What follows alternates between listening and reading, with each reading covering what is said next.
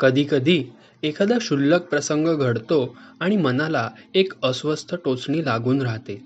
ती थांबता थांबत नाही. 2 दिवसांपूर्वी डॉक्टर अक्षयचं असंच झालं. हॉस्पिटलमधून इमर्जन्सी कॉल आल्यामुळे तो घाईघाईनं बाईक काढून निघाला. अचानक कशामुळे सिरियस झाला असेल तो पेशंट, या विचारात त्याचं सिग्नलकडे दुर्लक्ष झालं. उलट्या दिशेनं येणाऱ्या वाहनांशी झिगझॅग खेळत तो कसाबसा रस्त्याला लागला. मात्र त्याच वेळी एका टोपीवाल्या मोटारसायकलवाल्यानं हासडलेली कचकचित गावरान शिवी त्याच्या कानावर आदळली. संतापानं त्याच्या मेंदूला झिंझिण्या आल्या. ओपीडीमध्ये काम करतानाही तो प्रसंग आठवून अक्षय पुन्हा पुन्हा अस्वस्थ होत होता. मात्र आधीच्या रुग्णाचा केस पेपर घेऊन आपण पुढच्या रुग्णाला तपासतो आहोत हे लक्षात आल्यानंतर तो चमकला. मग अक्षयनं निवांत ब्रेक घेतला. आपल्या केबिनमध्ये जाऊन बसला. एवढा अस्वस्थ ताण नेमका कशामुळे येतोय मला, तो जाणीवपूर्वक आठवायला लागला. सापडलं. ती शिवी सहन होत नाहीये. इतकी घाणेरडी शिवी. माझ्यासारख्या सिन्सिअर कमिटेड डॉक्टरला एवढा अपमान, तोही एका पावट्याकडून. अक्षय स्वतःशीच म्हणाला. अरे पण आपण एक कमिटेड सिन्सिअर डॉक्टरला शिवी देतोय हे त्याला कुठे माहीत होतं. त्याची शिवी एका मूर्खासारख्या सिग्नल तोडणाऱ्या घायकुत्या बेशिस्त पोराला होती. रागाच्या भरात खटकन आलेली प्रतिक्रिया होती ती. शिवी देताना तिच्या अर्थाचा विचार कोण करतं? तू मात्र ती शिवी स्वतःवर घेऊन तिच्या अर्थामध्ये अडकून बसलास. अक्षयचं दुसरं मन म्हणालं. हो, त्यानं माझा अपमान केलाय त्यामुळे संताप होतोय. त्याच्या एक कानाखाली द्यायला पाहिजे होती. पण आता तो माणूस कुठे सापडणार, आणि जरी भेटला तरी तुला ओळखता येईल का? म्हणूनच तर हेल्पलेस वाटतंय. मी वाहतुकीचे नियम कायम पाळतो.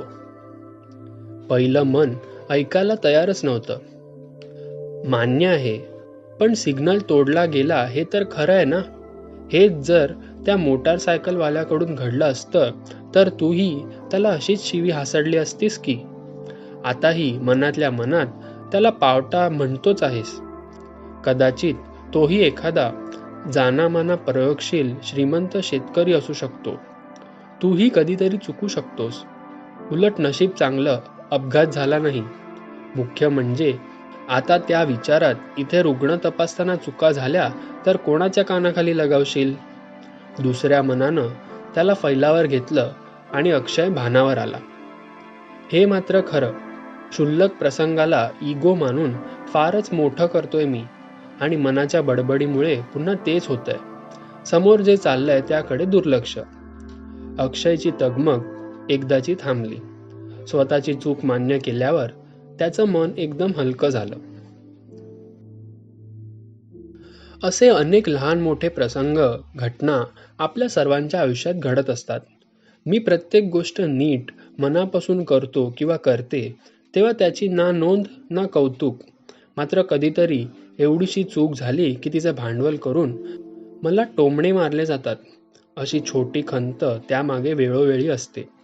तसंच माझ्या ऐन गरजेच्या वेळीसुद्धा कोणी मदतीला आलं नाही. असे तीव्र अपेक्षाभंग देखील असतात. काही सल, ओरखडे, सुकलेल्या किंवा भळभळत्या जखमा, त्या ओझ्यासह कायम अस्वस्थ वेदना, असहाय्यता आणि ताण देतात. काही दिवस, महिने किंवा वर्षानुवर्ष त्यांनी मनात घर केलेली असतात. सोडून दे, मूव्ह ऑन, असं आपल्याला लोक सांगतात. आपल्यालाही मनापासून सुटायचं असतं, तरीही जमत नाही. कारण ते तसं करायचंय हे माहीतच नसतं. कुटुंबातल्या लोकांच्या अनुकरणातून, सिनेमा, नाटकं, वेबसिरीज पाहून, पुस्तकं वाचून आपण दुखवून घ्यायला, संतापी प्रतिक्रिया द्यायला लहानपणापासून शिकतो. माझं बरोबर, त्याचं कसं चुकलं, याबद्दलची नाट्यमय स्वगतं मनात फेर करून असतात. थोडक्यात चक्रव्यूहात शिरायचं कसं ते लहान वयापासूनच माहीत असतं. पण त्यातून बाहेर पडायचा रस्ता, भावना ओळखून त्यावर काम करणं मात्र शिकायचं राहून जातं. अक्षयने केलं तसं ताण, मनस्ताप देणाऱ्या अनुभवांना प्रोसेस करून बाहेर पडण्यासाठी मनातली बोच, सल, नेमक्या भावना ओळखता याव्या लागतात आणि छळणारे प्रश्न, पुन्हा पुन्हा मनात येणारे विचार यांच्याकडे जाणीवपूर्वक पाहावं लागतं. डोक्यात केमिकल लोचा करणारे अयोग्य प्रश्न बदलून त्यानं जेव्हा योग्य प्रश्न शोधले तेव्हा त्या ताणापासून मुक्त होणं त्याला जमलं. एक गोष्ट पक्की समजून घ्यायची की ज्यांना लॉजिकल उत्तर नसतं तेच प्रश्न आपल्याला जास्त गरगरवत ठेवतात. माझंच नशीब असं का? व्हाय मी? हा तर अशा प्रश्नांचा शिरोमणी, प्रत्येकाला कधी ना कधी छळणारा. कोण उत्तर देऊ शकतं आपल्याला त्याचं?